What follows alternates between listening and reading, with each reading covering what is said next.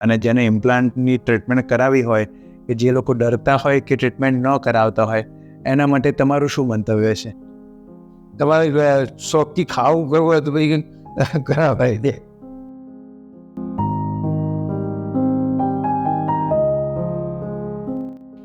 સામાન્ય રીતે એવો પ્રેફરન્સ હોય કે દાંતની સારવાર તો ઘરની નજીક હોય એવા ડેન્ટિસ્ટ પાસે જ કરાવવી જોઈએ, કેમ કે એમાં ઘણી બધી વાર ડેન્ટલ ક્લિનિકની વિઝિટ કરવી પડતી હોય અને દૂર હોય એવા ડેન્ટિસ્ટ પાસે જવું એ વિઝિબલ ઓપ્શન નથી.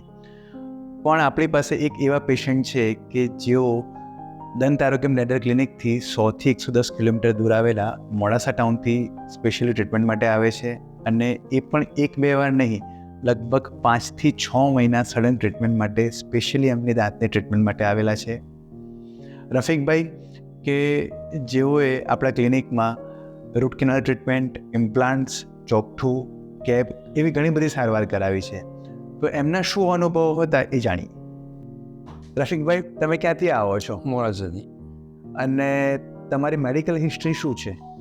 મેડિકલ હિસ્ટ્રીના અંદર મને 2008ની અંદર કેન્સર થયું હતું. હા. ઓપરેશન કર્યા. ઓપરેશન કર્યા પછી હું શેક લીધી, 30 શેક લીધી. 30 શેક લીધા પછી 8-9 મહિનાના 8 થી 9 મહિનાની અંદર મારા દાંત ખરાબ થવા માંડ્યા. બરાબર. પછી એના પછી મારે પછી બ્લડ ક્લિનિકના અંદર આવવું પડે.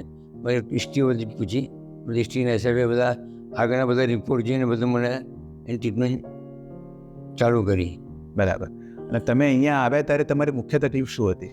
મુખ્ય તકલીફ તો દાંત જ ખરાબ છે, બિલકુલ અને કંઈ ચવાતું સેન્સિટિવ થઈ ગયેલા હતા.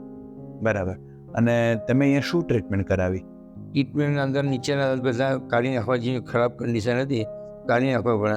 ઉપરના 6 થી 7 દાંત હતા એ થોડા બચ્યા હતા, તેમણે રૂટ કેનાલ કરીને બચાયા. એના પર કેપ બેસાડી, એ બેસાડી પછી એના ઉપર એને જે પાછળના જે દાંત હતા એના ઉપર ચોકઠું બેસાડવામાં આવે. પછી નીચેના દાંત તેના અંદર ઇમ્પ્લાન્ટના અંદર જે સ્ક્રૂ મૂકવામાં આવ્યા ડ્રિલિંગ કરીને, એથી લગભગ 2 થી 2.5 મહિના પછી એના પછી ઉપર દાંત બેસાડવામાં આવ્યા. બરાબર. અને તમારી overall treatment experience, treatment journey શું હતી, કેવી હતી? ટ્રીટમેન્ટ જેની સારી રીતે કોઈ તકલીફ પડી નથી. ટાઈમ ટુ ટાઈમ બધું થઈ જતું. બરાબર. અને કોઈ પેઇન કેવું રહ્યું તમારું? પેન એક દિવસે જે દાંત કરે દિવસ પેન રહ્યું, બીજા દિવસે પછી નોર્મલ થવા માંડ્યું. બરાબર. અને તમારી ટ્રીટમેન્ટ ટોટલ કેટલો સમય ચાલી? લગભગ 7 થી 8 મહિના ચાલી. રૂટ કેનાલ અંદર ટાઈમ થોડો રૂટ વચ્ચેના પીરિયડના અંદર બધું પતી જે 2 મહિનાના પીરિયડ હતા એ દાંત બેસાડે સ્કૂલના અંદર એ પીરિયડના વચ્ચેના અંદર આપણે રૂટ કેનાલ થઈ ગઈ.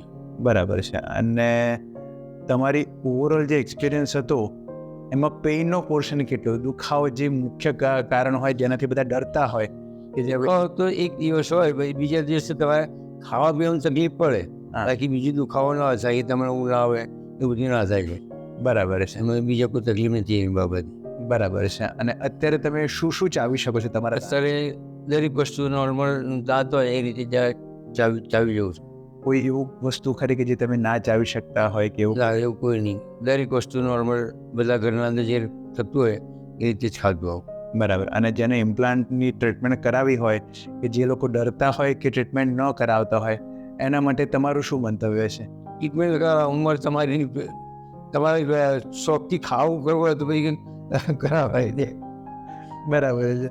અને ઓવરઓલ તમે કેટલા વર્ષથી અહીંયા ટ્રીટમેન્ટ કરાવો, કેટલા સમયથી ટ્રીટમેન્ટ ચાલી, અને તમારું ઓવરઓલ ડૉક્ટર્સ અને ક્લિનિક વિશે શું એક્સપિરિયન્સ? તો 6 મહિના અંદર મારી ટ્રીટમેન્ટ બધી પતી ગઈ. 6 થી 7 મહિના અંદર પછી ફોલોઅપ કરવા માટે મારી મરજી તો હું આને ફોલોઅપ કરું એને મને ટાઈમ આપીને હું એમની હિસાબે ફોલોઅપ કરે છે. બરાબર છે. અને એક એવો સવાલ પૂછીશ કે તમે એ ટ્રીટમેન્ટ કરાવી, is it worth the money? તમારું જે પૈસાનું જે મૂલ્ય હોય એ 100% તમને મળે? પૈસાનું મૂલ્યના બંને કમ્પેરિઝન જોવા જઈએ તો ટ્રીટમેન્ટ કરાવી સારી લાગે. પૈસાનું કોઈ મહત્વ નથી. ઓકે, ડન છે. Thank you. આ હતા રફીકભાઈ કે જેમને તેમના પોતાના મંતવ્યો રજૂ કર્યા અહીંયા ડેન્ટલ ક્લિનિકમાં ઇમ્પ્લાન્ટ જર્ની વિશે. તમે વધુ માહિતી માટે સંપર્ક કરી શકો છો. Thank you.